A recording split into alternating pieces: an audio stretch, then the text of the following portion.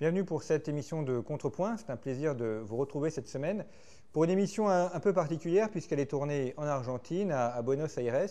Il me paraissait intéressant d'aller directement sur place pour voir les réformes de Javier Milei, voir les résultats, surtout comprendre les réformes qui ont été mises en place, comprendre les résultats, et qu'ils soient positifs ou négatifs, et voir également comment Javier Milei est perçu aujourd'hui par la population, voir ce qu'en disent les uns et les autres. Donc j'ai pu au cours de ce séjour rencontrer des personnes qui sont pro-Milei, qui l'ont soutenu, qui ont voté pour lui, certains sont même dans son entourage propre, et puis d'autres qui sont anti-Milei, qui se sont opposés à lui et qui l'ont combattu. Et c'est intéressant de parler aussi avec eux pour voir ce qu'ils en pensent après un an et demi de pouvoir, puisque Javier Milei a été élu en décembre 2023.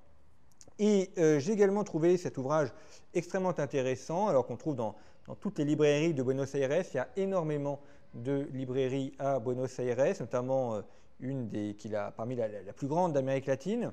Donc c'est un ouvrage de Javier Milei, le chemin d'un libertarien, si on devait traduire libertario. C'est pas libertaire, c'est plutôt libertarien. En tout cas, je le traduirais comme ça, compte tenu de la philosophie politique de Javier Milei.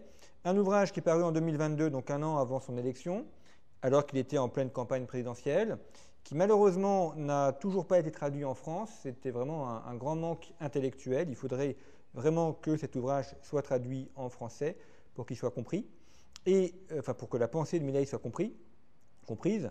Et dans cet ouvrage, on voit évidemment une parfaite maîtrise des sujets économiques, avec l'approche qui est assez classique finalement, notamment pour l'école française d'économie politique, qui est l'association entre l'économie et la morale. Il va montrer, par exemple, il défend le capitalisme comme étant un chemin moral qui permet la justice.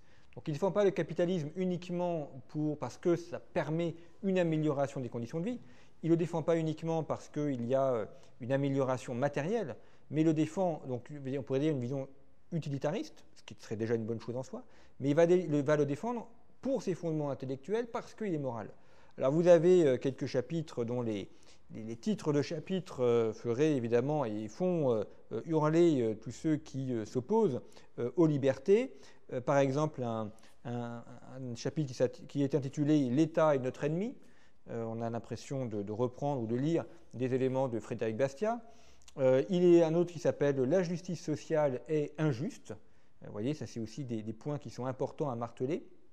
Et puis un chapitre qui est entièrement consacré à la monnaie et un autre qui est consacré à l'inflation, qui sont bien évidemment les grands sujets de l'Argentine. Et puis ensuite, il y a une troisième partie où là, on a des discours prononcés par Javier Milei en 2021. Voilà, donc un ouvrage qui est très intéressant, vous voyez, qui n'est pas extrêmement épais, mais qui est un très bon manuel un très bon manuel d'économie politique et qui, rien que pour ça, mérite d'être traduit en français, d'être diffusé en France. Alors, si on fait un bilan de Javier Milei, d'abord, on peut noter plusieurs choses. Le fait que l'inflation ait été stabilisée. On a une inflation qui est à peu près de 2%, donc elle a été stabilisée, ce qui est évidemment très important pour les Argentins. Beaucoup d'Argentins, d'ailleurs qu'ils soient pro ou anti-Milei, nous expliquaient, je dis nous parce qu'on est avec les équipes de conflit à Buenos Aires, mais nous expliquaient qu'ils étaient payés souvent en liquide et beaucoup étaient payés en dollars. Donc ils refusaient d'être payés en pesos puisque avec l'inflation, le pesos ne valait plus rien. Donc l'inflation est tenue. On a également une très forte baisse de la pauvreté. Il y avait à peu près 50%, 52% des Argentins qui vivaient sous le seuil de pauvreté en 2023. On est aujourd'hui à 36%. Alors évidemment, 36%, c'est énorme. Un Argentin sur 3 qui vit sous le seuil de pauvreté, ce n'est pas digne d'un pays développé. C'est énorme, mais on note une très forte baisse depuis un an et demi. Il va falloir voir comment ça va continuer, ça va se stabiliser ou si la baisse va diminuer, mais en tout cas, une très forte baisse. Également à Buenos Aires, un grand soulagement en termes d'accès au logement. Javier Milei a fait disparaître plusieurs lois qui contraignaient l'accès au logement, notamment pour les locations, avec un blocage des prix. Alors c'était extrêmement compliqué, il y avait un blocage des prix, il fallait demander beaucoup d'autorisation pour pouvoir louer son logement. Moyennant quoi, il s'est passé ce qui se passe toujours quand on bloque les prix, à savoir qu'on a une pénurie et on a une baisse de la qualité. Donc il y avait de grandes difficultés pour se loger et aujourd'hui cela est en train de disparaître. Il est beaucoup plus facile de se loger et les prix ont baissé. Le chômage également diminue et puis il y a eu le vote de budget à l'équilibre. Donc là aussi ils ont commencé à rembourser leurs dettes et il y a une diminution de la dette. Moyennant quoi, après 1 an et demi de Javier Milei, il est à peu près à 52-53% d'opinion favorable.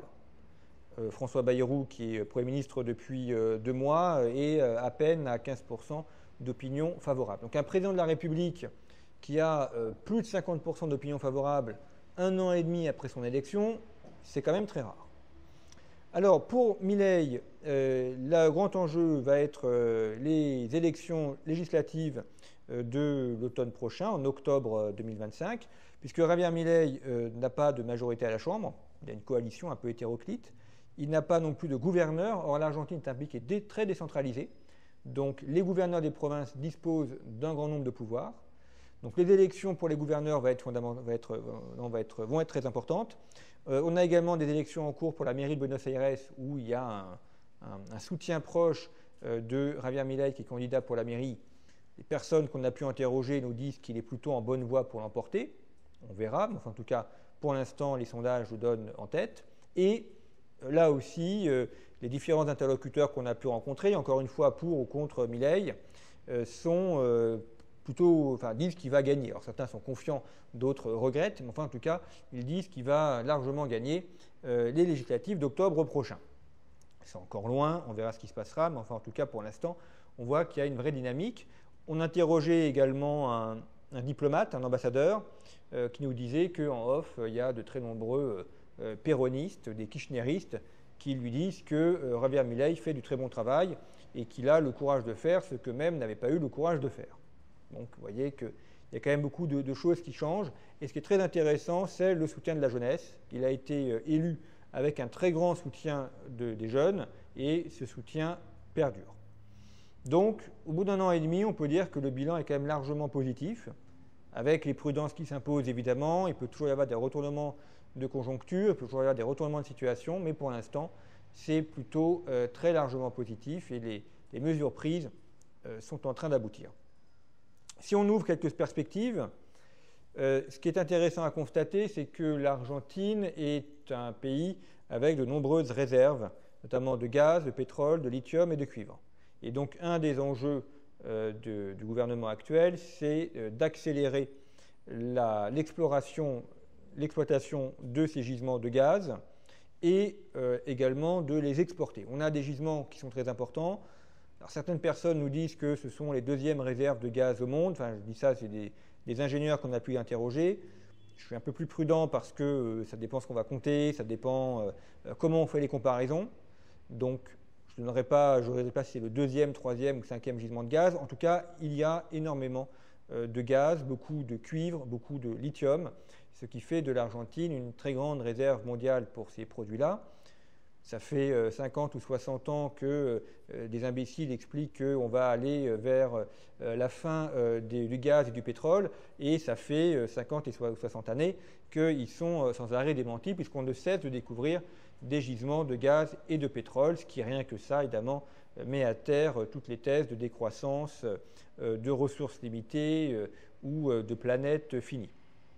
En tout cas, là, c'est un élément qui est très important à surveiller, puisque l'Argentine, peut-être, jouera un rôle majeur dans la question des hydrocarbures dans les années qui viennent. Et puis, le deuxième point à surveiller pour l'Argentine, c'est la question évidemment de sa monnaie et notamment de ses prix. Il y a quand même un point négatif vraiment qui fait l'unanimité parmi les personnes qu'on a pu voir, c'est que les prix sont très élevés. À Buenos Aires, vous avez des prix parisiens, que ce soit pour les restaurants, pour les courses. Donc on a des prix qui sont très élevés. Beaucoup de Brésiliens ou d'Uruguayens venaient à Buenos Aires passer le week-end ou passer des vacances parce qu'il y a encore 6 mois ou 1 an, c'est une ville qui était peu chère et donc ils venaient passer leurs vacances là-bas. Et là aussi, ils nous disent tous, les prix ont beaucoup augmenté, la vie est devenue chère à Buenos Aires, donc on n'y vient plus. Donc ça fait une perte de rentrée financière, évidemment. Et ça veut dire aussi que même si on a une stabilisation de l'inflation et une diminution de la pauvreté, pour la classe moyenne de Buenos Aires, cette cherté de la vie est quand même un point qui est très durement ressenti. Voilà. Donc ça, c'est un point aussi qu'il va falloir surveiller dans les semaines ou les mois qui viennent. Donc voilà pour un premier bilan de Javier Milei, vu depuis Buenos Aires, vu depuis l'Argentine. Premier bilan qu'on peut qualifier tout à fait positif. En tout cas, il y a une très grande fierté chez les Argentins aussi de sentir qu'ils sont en train de sortir de ces années de marasme, de ces années de crise, et pour l'instant, donc, un gouvernement, un président qui a une grande cote de popularité. À voir, évidemment, il faut toujours rester prudent en matière politique, mais pour l'instant, on peut dire que la potion que Javier Milei avait décrite dans son ouvrage et qu'il est en train d'appliquer, eh bien, porte ses fruits. Ce qui va beaucoup changer la donne également, ce sont les législatives de l'automne prochain. S'il parvient à avoir la majorité absolue, il aura là, évidemment, les coups des franches pour accélérer ses réformes et pour mettre davantage en place son programme libertarien tel qu'il a défini dans son ouvrage et dans ses discours.